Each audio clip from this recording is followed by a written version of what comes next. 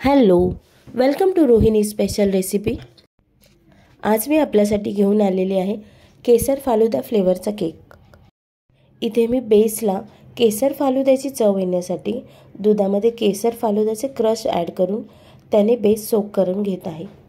नंतर आपण क्रीम लावून त्यावर कुल्फी फालुद्याचा क्रश ॲड करूया। यामुळे क्रीमलाही कुल्फी फालुद्याची चव येईल। यानंतर आपण दुसरी लेयर ही अशी सोक करून घेणार आहोत। हा केक माझा पाव किलोचा असल्यामुळे मी यामध्ये फक्त 2च लेयर केलेले आहेत। आता आपल्याला पूर्ण केक क्रीमने कव्हर करून घ्यायचा आहे। केक क्रम कोट झाल्यावर मी याला पिंक कलरच्या क्रीमने कव्हर करून घेणार आहे। आपल्याला आता केकची फिनिशिंग व्यवस्थित करून घ्यायची आहे। यानंतर इथे मी स्टार नोझल वापरून व्हिडिओत दाखवल्याप्रमाणे डिझाईन बनवून घेणार आहे। पिंक कलरवर व्हाईट कलरने डिझाईन केल्यामुळे ती खूप उठून दिसत आहे। त्याच पद्धतीने आपण खालीही केकच्या व्यवस्थित बॉर्डर करून घेऊया। केकला खाली बॉर्डर केल्यामुळे आपला केक छान बेकरी स्टाईल दिसू लागतो।